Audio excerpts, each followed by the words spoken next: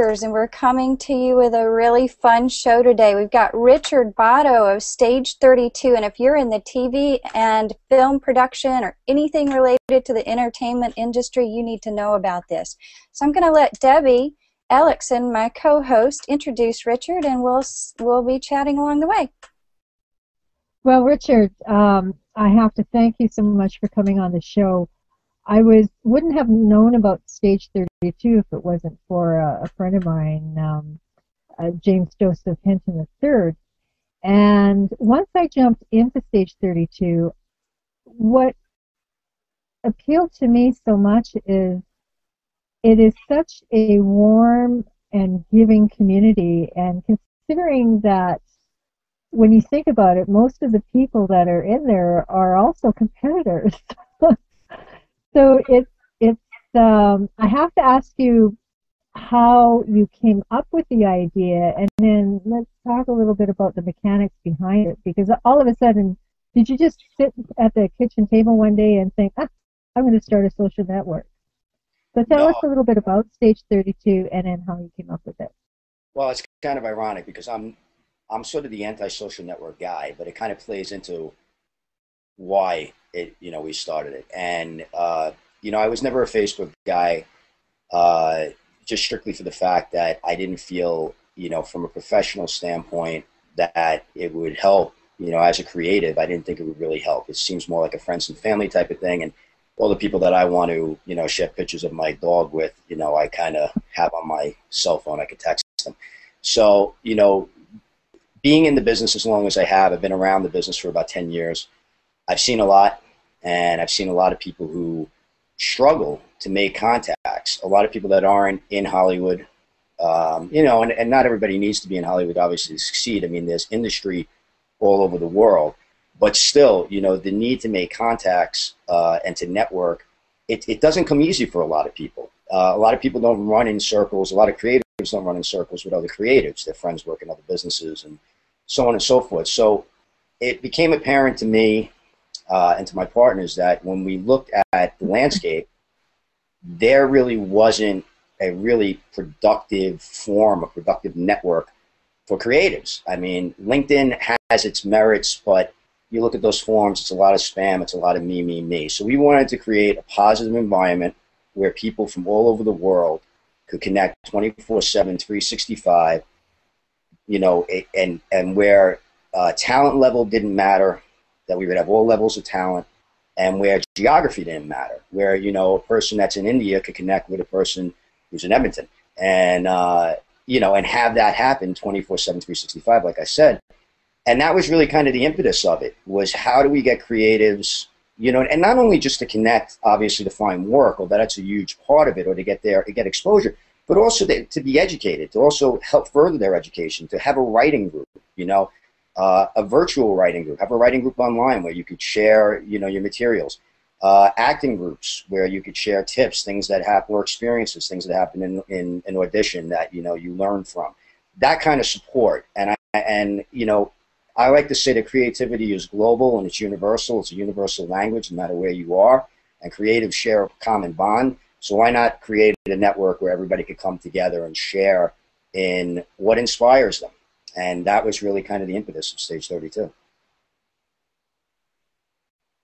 Even so, if you're the social media guy, that's a huge undertaking to start a social network, particularly for an industry that is very creative, and the mechanics behind it. So how did you even figure that out? Well, it took some planning.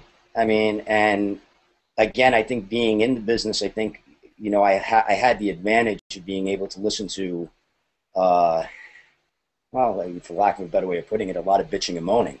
What wasn't working for people. What they were lacking, where they needed support and weren't, where they weren't getting it. The problems of finding a job or finding a connection that could lead to, let's say, a casting agent or maybe a literary manager and that type of thing. And, to be frank, as an actor, a screenwriter, and producer, I've experienced these things. I've experienced the highs and the lows, the promises, the the promises not kept, all that. And so it became kind of easy to say, or to figure out, this is what we need to put into the network to give every single person that joins support, opportunity, a chance to further their careers and their dreams. And most importantly, I like to say that there's a lot of roads to success when it comes to being a creative, but there's really only one dead end, and that's quitting. And really, the number one reason why people fail, creatives fail, is because they quit. And the reason that they quit is because they don't have the network or the support system to give them the confidence to stay in the game.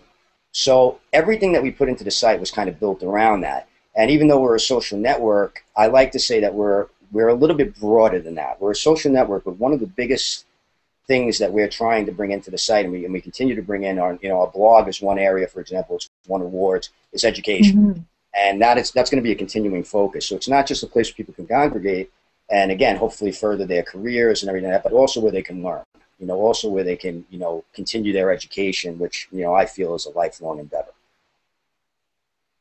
Well, the management of it has to be huge as well, because one of the things that I do notice on Stage 32, as opposed to all the other networks I've been involved with, including maybe not so much Google Plus, but Facebook and Twitter and LinkedIn have certainly been guilty of this. You don't have any spam, and you don't have any of those buy my product. So that has to be quite an undertaking. Surely there are those elements in there. And there are. I mean, a lot of people think, we have 125,000 members. The site is pretty vast. There's a lot of features. We're constantly adding them. The thought is always, my God, like you guys must have, 100 people on your staff. How many employees do you have? There's only 2 people working on this thing full time. And one is yeah, it's true. I mean, one's in front of the scenes. Are you serious? One's in front of the scenes and one's behind the scenes. One's doing the coding, and you're looking at the guy that's out in front of it. And it is a huge undertaking. And I think sometimes that gets lost in the mix sometimes with certain people in the community, but not many. I mean, one of the things you brought up very early on is that it's a positive environment. And I think one of the reasons it's a positive environment is because the people there's a core group of people in this community that are very, very selfless and giving. There's sort of a misconception in the way that all creatives are narcissists. And there are some, I'm not going to say okay, but there's also a selflessness and a penchant to give that, a true collaborator has on and off the set. You always hear that, for example, acting isn't what you're giving, it's what you're hearing. It's the listening that really is the acting. Well, I think it's the same way in any creative's life. I think that you need to be a listener first and sort of, you need ears first, mouth second. And we have a lot of people that are like that. It's one of the reasons why it was very, very important from the beginning, in my opinion. It was one of the strategies of the business was that I'm out in front of it all the time. You see my face on your wall the second you join, you get a message from me. And if you write to me, I'm going to respond. I try to respond to everybody. I also run our Twitter page. I run our Facebook page because I think it's important. I think it's important that you're hearing from me. And we make it very, very clear. We made it very clear early on that this is going to be a positive environment. We're not going to censor anybody. We're also not going to accept anybody being abusive to another member. You can speak your mind. Debate is a great thing, and we welcome debate. It's one of the reasons we run the blog and we put up certain posts that, are controversial sometimes, just to get debate going. And what ends up happening is the debate that goes on is really, really smart. It's intelligent. It's well conceived, and then it's not abusive, and it's just not an abusive environment. One of the things we were really concerned about early on was that we were going to have to really police this thing in a big way. And what ended up happening in a very surprising manner is that the community started policing itself. And, if they did come in and make a comment, there'd be 50 people, running behind, or abusive comment, I should say. There'd be 50 people running in to say, hey, that's not right. Speak your mind, but let's keep it nice. Like, we're all here to learn, and we're all here to help each other. And I think that that's been one of the beautiful things, and one of the different things as opposed to any other social network as far as Stage 32.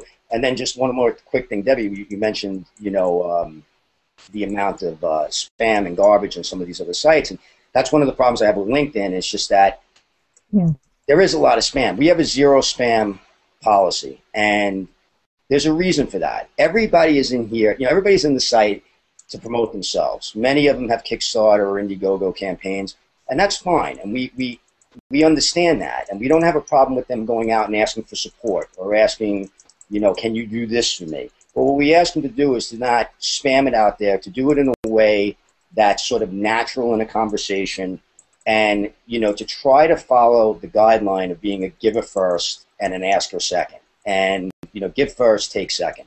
And a lot of people have just done that naturally. We haven't had to remind them, and that's been sort of the beautiful thing about the site. It's an incredible community. It inspires me every day. And to be perfectly frank, I couldn't be more proud of it. I mean, it's just amazing every day when I go on there just to see how incredible the community is and how supportive they are of one another. It's just terrific.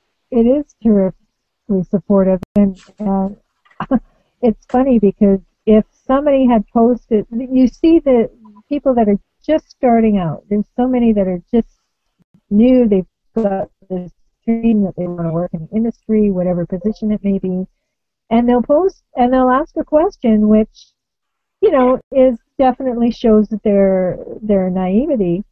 And if that question was posted on another network, they get beat up on. People would be, what the hell are you thinking? Whereas in here, when you see the responses, it's very, like you say, well thought out, and they're helpful. Here's where you should go to, learn more about this. And I'm so impressed by that. And with regarding the blog, you've got some very interesting educational pieces in there, and I'm thinking of one in particular who his advice, I actually spread it on my other social networks because his advice was universal to everything. Gary Craig, I think his blog was "Should Her Get Off the Post" or "Should Her Get Off the Pot" was his blog title, and basically how to engage. If you're going to be in here, engage. If you don't want to engage, get out.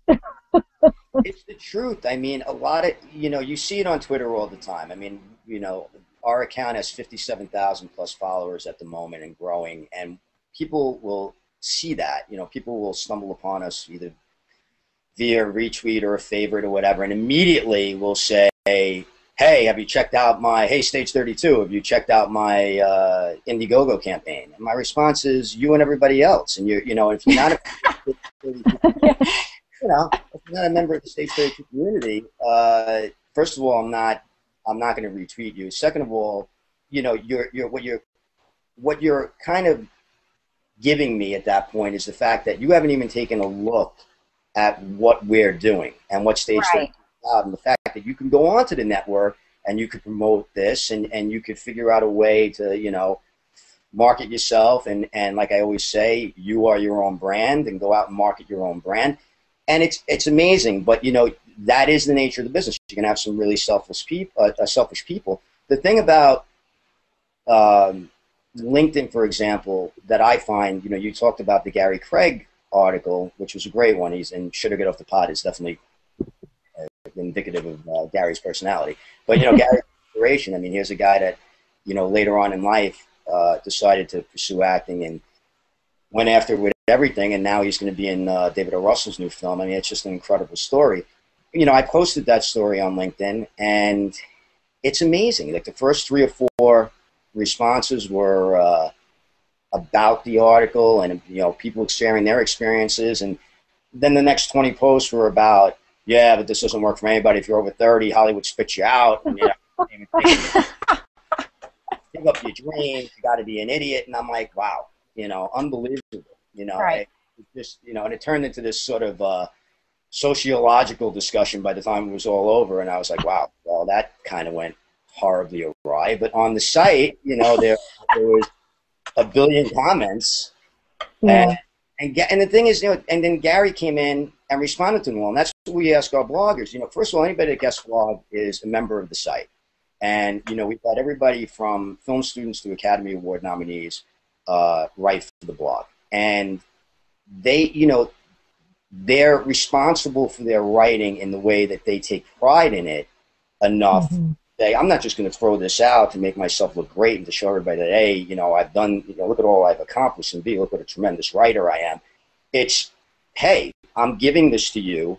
Now, what else can I give you? What else, ask me questions, let me help you. If there was something that, struck you, let me know about it. Maybe I could guide you based on my experiences. And that's the beauty of it. And that goes on all through the site, in the lounge, it's in the blogs. And we're going to be adding more, as I mentioned, more education to the site, where people are going to have the opportunity to ask more questions, but also be able to have materials that, should help them in whatever their creative endeavors are, whether it's writing or acting or filmmaking, producing, whatever it is.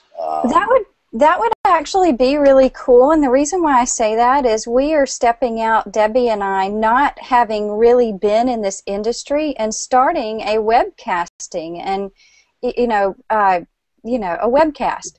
And I think we're just kind of being gutsy and just doing it and not really letting sort of that background voice in our head saying, well, you haven't done this before, or you didn't go to film school, or whatever it was going on in our heads. We're just doing it. And my question for you is, will there be educational moments where people are getting on and sort of mentoring people through this process? Because it's really about learning about this world that we now that various people can be a part of. What are your thoughts on that? Like how to help people who are newbies at this get their feet wet? Well, and let me just take it from a slightly different angle and come right back around to it. Okay. One of the reasons why we started the site, when I was in film school, when I was taking acting classes when I was younger, you'd come out of those classes and you'd feel good. Your teacher would tell you you're doing great. You do a student film, it's well received, and everybody's pumping you up. And then you get out and you have no contacts. You have nowhere to go. And again, this is why a lot of students, very talented students, kind of drift off and leave their creative dreams behind. So from the standpoint of creating a very inviting environment for novices and a place where they can learn from other people in the community who have achieved so much, that was always part of the plan. So there is that sort of educational aspect to newbies in that regard. But we also are going to, the idea is to bring in sort of experts in the field, people who have accomplished a significant amount in their chosen profession, and bring them in to do, webinars, chats, maybe even just Q&As. We have a bunch of different ideas in the pipeline, and they're starting to be implemented as we go. But the idea is not only, you say newbies, but I feel like in every respect, no matter how much you've achieved, that you're still a newbie in some respect. And it's true, because I know some people in this business. I have some friends who have been, again, Academy Award nominated writers, and were at the top of the world at one time, and now are struggling to get the next project off the ground, to get the next script sold, or put together financing. It's a tough business. There's always something to learn, and it's constantly changing, as we're seeing with the crowdfunding and the Kickstarter and the latest controversy, for example, with Zach Braff's Kickstarter campaign. Should a guy that has access to money be going on Kickstarter? But this is the brave new world. The Veronica Mars film being funded on. It's a brave new world. It's constantly changing. So in my opinion, there's always going to be room for education, whether you're a newbie or whether you're accomplished. And we want to service it from both angles. We want to, it's sort of a continuing education thing. And it's a sort of, I'm new to this and I need guidance. I need help. What can I do? So we'll have all levels of that coming into the site. And it's one of the reasons with the blog. Like, we're running a blog this morning from a gentleman in the UK. He's an actor. He decided, when he was younger, he had dreams of being an actor and a singer. and he decided at 35 to give it a go, and he's had some really, really cool success in a short period of time. But this complements, he's a newbie.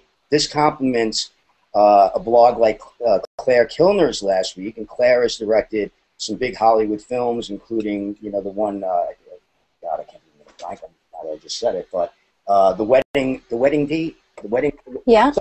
with Deborah Messing. I mean, she's done studio films. She did Mandy Moore's first film. I mean, these are studio films, $15 million, $30 million films. She just sold a pilot to Universal, to NBC, but it's still, you're still not trying to get the next thing off the ground. She's trying to get funding for her next film. I mean, it's a constant battle, and she's trying to figure out the best way to go about it, because the traditional methods aren't really traditional anymore. There's really nothing that's traditional anymore about this business on any level. So I think it's, education is a constant thing, and we'll have it, we'll have a very broad spectrum of it going forward, as far as newbies to accomplish. Wow. And, the other aspect about it too, I was going to bring back to the conversation about what you mentioned before about attitudes and just staying positive and all those things. And for people who don't really know much about this industry, what would you say is the biggest myth that you're hearing about this creative industry, about the entertainment industry? What's the biggest myth about it? And how would you respond to it? Well, I think the biggest myth is that the walls of Hollywood are 1,000 feet high. I think that, and I don't know if it's necessarily a myth or if it's a sort of a misconception in a way. I think that everybody thinks that Hollywood is the place to be, and the reality is that a lot of your filming is going on outside of Hollywood. I mean, with the tax incentives around the world these days, and especially in certain states here in the U.S., filming happens everywhere. A lot of television happens in New York. And, I think that people need to get beyond the idea that, well, let me put it a different way. There's a lot of stigmatisms, and there's a lot of misconceptions, like I said earlier, about if you're over 30, this isn't going to happen. If you're, if you're too old, you're too young, you can't be a leading lady because of this. And my answer to that is it's well, I'm going to say it. I don't know if I can curse on the show. I don't think the FCC is going to be listening, but I think it's bullshit. And I think that it's confused. And I think that, I know Debbie, you were kind of throwing the bombs before, so. What? Outed. But I just think that all excuses. I think the myth is that you can't do it. I think that the myth is, did we lose you? Did I lose me? Can you guys still see me? No, you're good. You're good. We're still see. Okay. I just think that the myth is that you can't do it. I think people make excuses, and so it's a broad answer, but it's the right answer. I hear excuses all the time.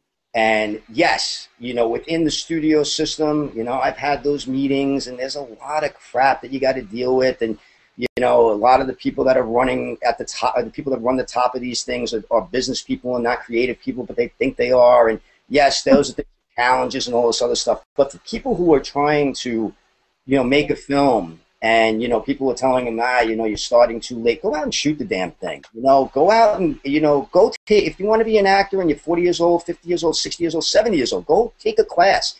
Don't let anyone tell you no. I mean, that's the big myth. The big myth is really just the things that people allow them to be beaten down by, which is usually other people's opinions. So it's never too late to start your dream, basically, and if that's what you're into, go for it. We have the opportunity to do that now. How can these people get started? What's your tip there, your suggestion for getting started?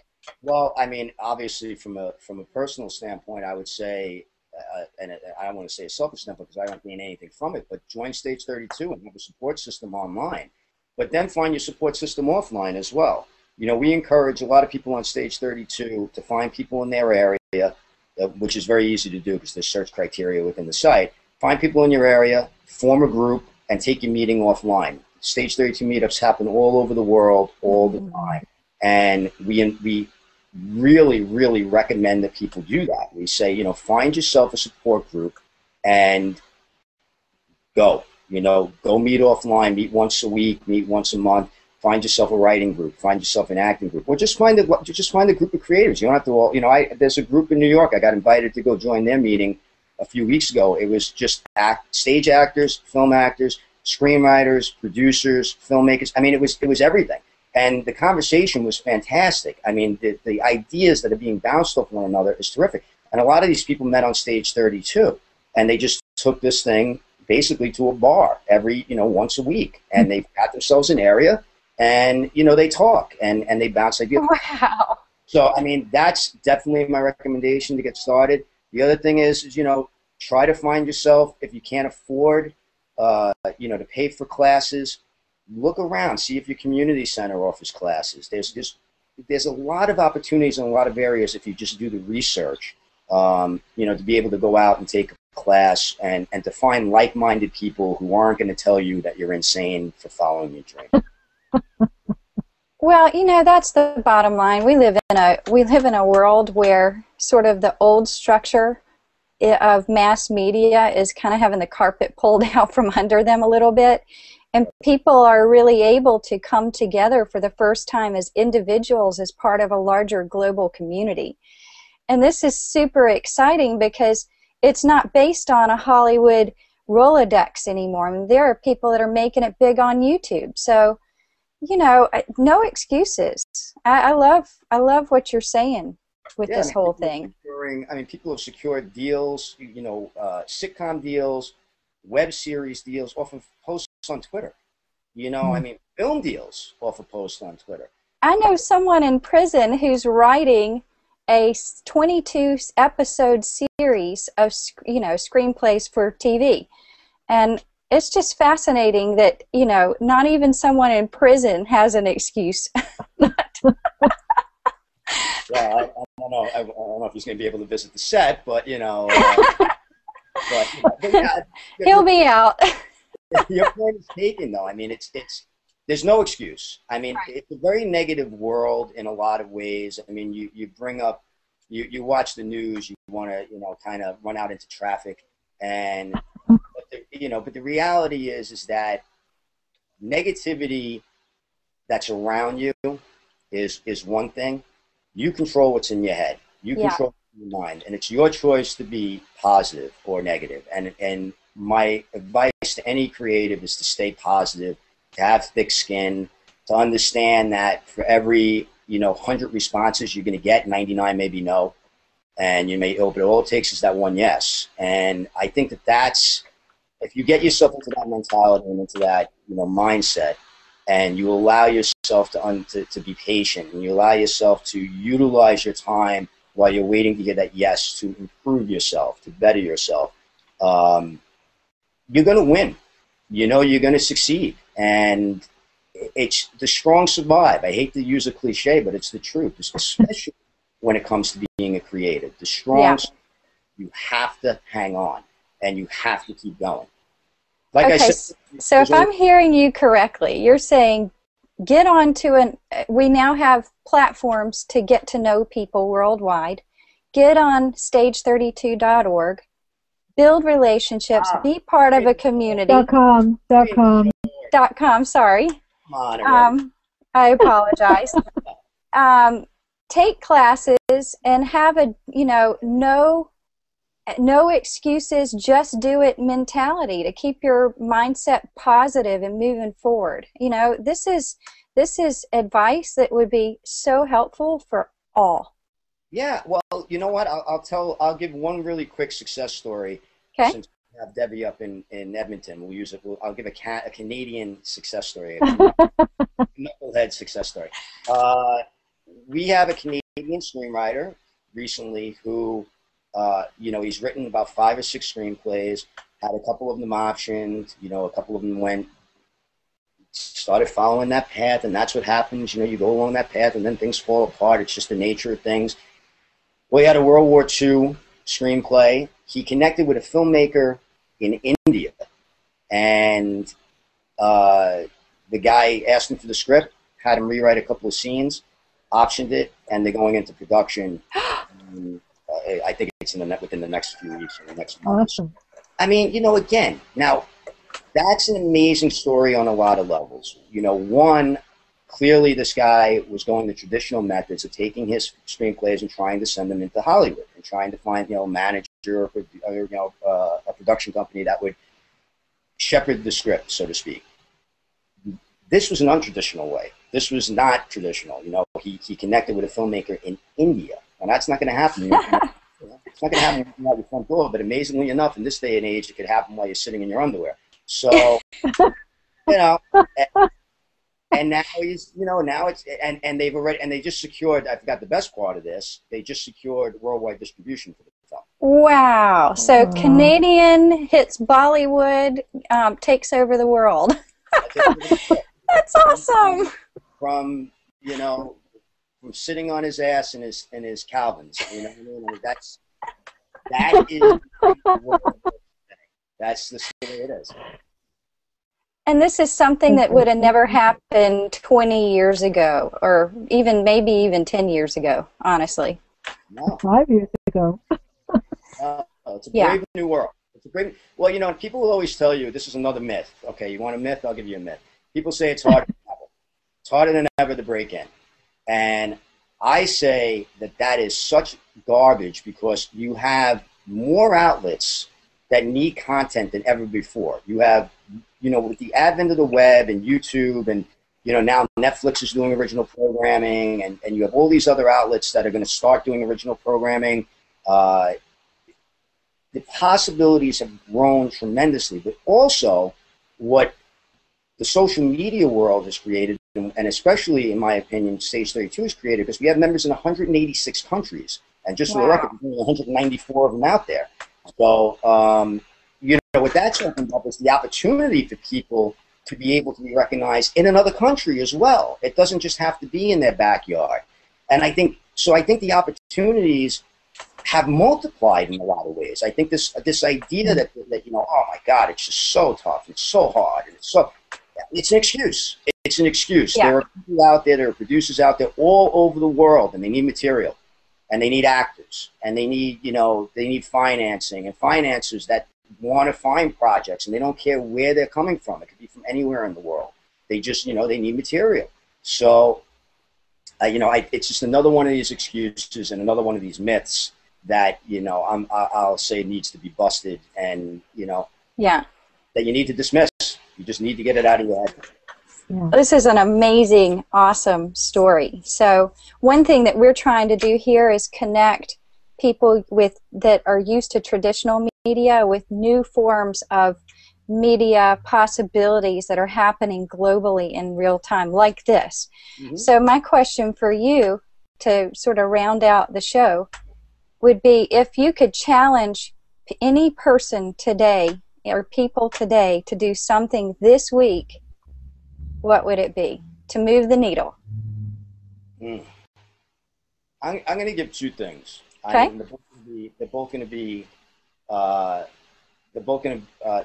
kind of revolve around volunteering. I think for your spiritual self, go out and volunteer in something that's outside of the creative realm. Go out and do something good for your soul, something that helps other people, something that, gives something. And then, on the creative end, it's the same thing. Instead of logging into Stage 32 or going to your screenwriting group or your acting group, your acting class, and asking, what can you do for me? Ask them, what can I do for you? Read somebody else's script, listen to somebody else run a monologue, have a filmmaker or producer pitch you on an idea so you can help them with their pitch. Be selfless. And I think that, it's not just for this week, but I think you should do it once a week, every week. I love it. Yeah. That's great. Heart, good for the mind, and it's good karma. It'll come back to you. And it's applicable to everybody too. That's what's going to really make world change. So, I agree. awesome. I agree. Don't get. Thank you so much for joining us today. Thank you for having me. I think what you guys are doing Thank is you. terrific.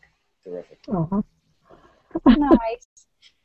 Well, stay in touch, and I've got some people that want to meet you, actually, that have reached out to me on G+, so I'll send them your direction, and also to stage32.com. Absolutely.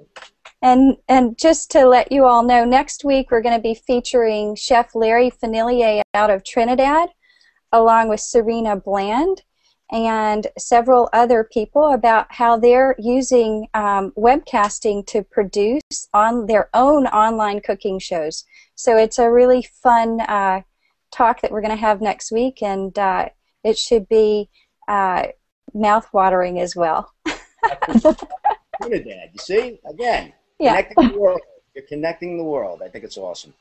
Thank you. Thank you. Join us next week for virtual Newsmakers on G Plus Hangouts at noon on Fridays, Eastern Time. See y'all later.